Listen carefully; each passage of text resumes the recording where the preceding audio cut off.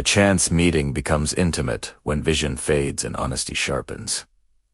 She could not see clearly, but she felt everything. This is the story of how a blurry world brought two people into perfect focus.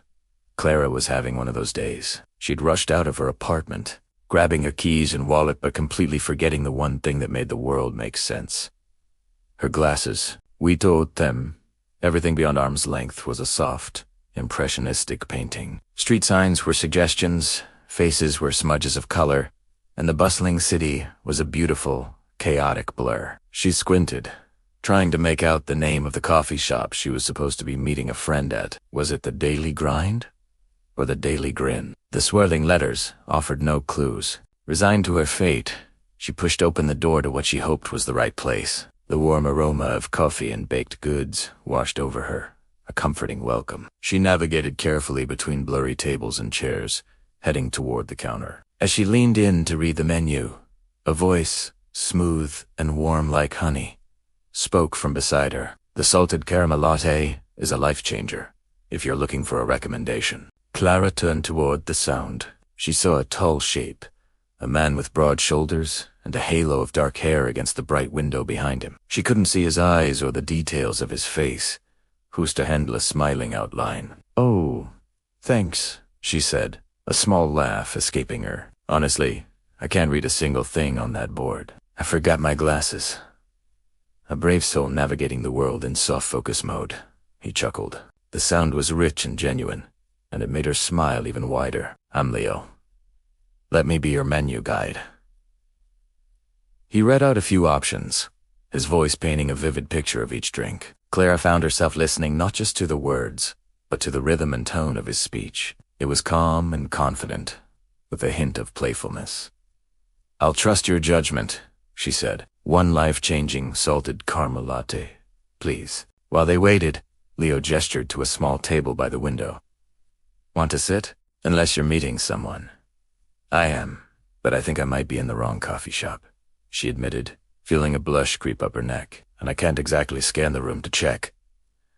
"Well, until your friend finds you or you find them." The seat's open.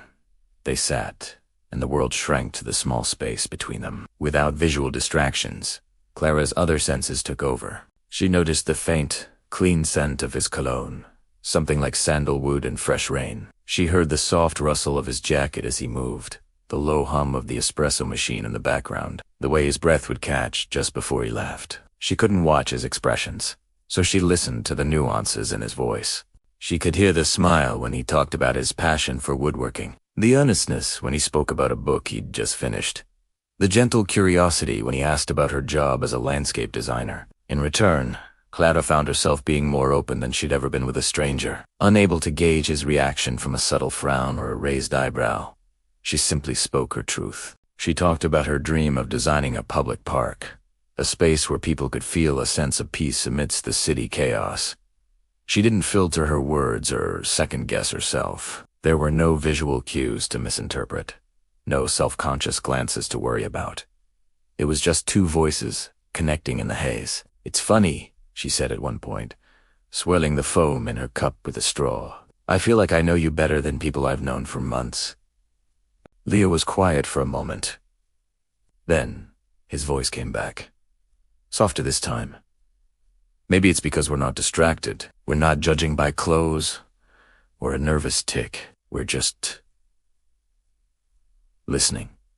He paused. "For what it's worth, I can see you perfectly fine, and I like what I see. But I feel like I'm getting to know you on a completely different level, too." His words sent a shiver down her spine. The intimacy of the moment was palpable. It wasn't built on shared glances or physical attraction, but on the pure, unvarnished substance of their conversation. Just then, her phone buzzed. It was her friend. "Where are you?" "I'm at the Daily Grind, of course." Clara was at the Gilded Bean 2 blocks away. She laughed, a genuine, unburdened sound. "My friend found me," she told Leo, a note of regret in her voice. Have to go. I'm at the wrong place, it turns out." "Or maybe," Leo said, his voice a low murmur. "You were at exactly the right place." She stood up, and he stood with her. For the first time, she felt a pang of frustration at her blurry vision. She desperately wanted to see his face, to memorize his smile, to see if his eyes were as kind as his voice. As if reading her mind, he gently took her hand. His skin was warm, his grip firm and reassuring. I don't want this to be the end of our conversation, Clara. He slipped a small, rectangular piece of card into her palm. That's my business card. It has my number on it. I'd really like it if you'd use it. Her fingers closed around the card. I will, she promised. But there's one problem. I won't be able to read it until I get home. A low chuckle. I thought of that.